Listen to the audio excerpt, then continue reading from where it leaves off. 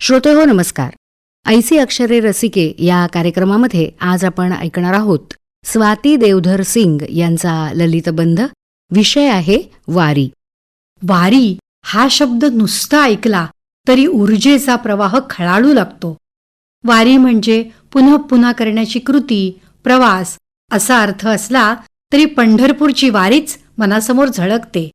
कितीही वाचले, ऐकले, पाहिले आणि अनुभवले तरी पंढरीच्या वारीची अलौकिक अगम्य गोडी उरतेच. स्वपासून समाजाद्वारे इष्टापर्यंत पोहोचण्याची ही अतिप्राचीन, अखंड, निरंतर परंपरा आहे. दरवर्षातून एकदा किंवा दोनदा कौटुंबिक व्यावहारिक व्याप मागे सारून 30 दिवस पूर्ण किंवा टप्प्यात नामरसात डुंबण्याची, भक्तीची शिदोरी बांधण्याची तीर्थयात्रा म्हणजेच वारी. तर वारीतली वाटचाल कशी असते?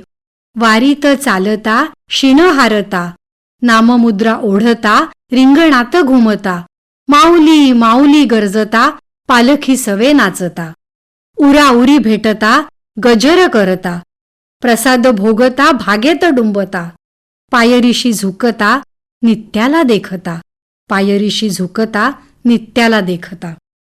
शेती कसणारा, शेती संबंधी कामे करणारा मुख्यत्वे वारकऱ्यात मोडतो.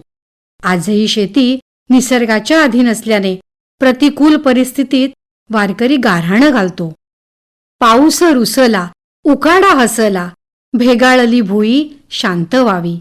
कुठे महापूर लोटला, संसार वाहला, चिखल रोगराई पुसावी. पेरा सुकला, रोप वाळला, दीन तृषार्त कुस सुख व्हावी. माणूस मातला, निसर्ग नष्टीला, सज्जनाची हाक गा ऐकावी.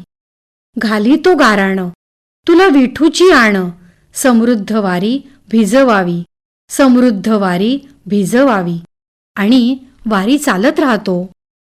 वारकरी धर्माला जागत असताना कधी कोणी वारकरी विठू आपल्याला भेट देत नाही, सामक्षही नाही म्हणून अपुरं उदास वाटून वारी चालवीसी कळस दाखवीसी, ओळख न का पटू देसी, झोळी जुळवीशी रीती ना ठेवीशी, वरद हस्तना दर्शवीसी, सर्वत्र व्यापिसी तरीही उरलासी, हे चित्ता तू कोठे शोधीसी, हे चित्ता तू कोठे शोधीसी.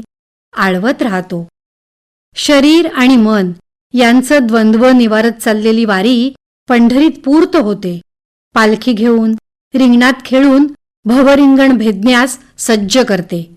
जात, वय, स्त्री पुरुष, वेशभाषा, आर्थिक सधनता, भाषा या भेदांच्या पार माऊली माऊली संबोधत वारकरी एकमेकांना भेटतात. वारीचे ध्येय पंढरीनाथाची भेट, ध्यान म्हणजे यात्रा, ध्याता प्रत्येक वारकरी, असं विठोबा, वारी, वारकरी यांचं त्रिदल. या यात्रेत वेगवेगळ्या रूपांनी सेवा करणारे इतर असंख्य लोकही झटत असतात. त्यांचा ईश्वर असतो वारकरी. इथे तर भक्त, सेवा, ईश्वर यांचा त्रिवेणी संगम साधतो.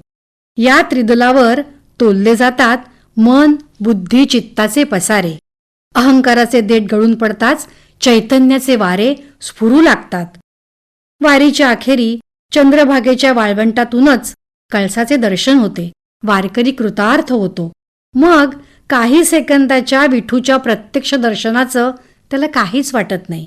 कारण विठू माऊली कधीची आलिंगन देऊन त्याच्या हृदयी गूढ, स्निग्ध हसत असते.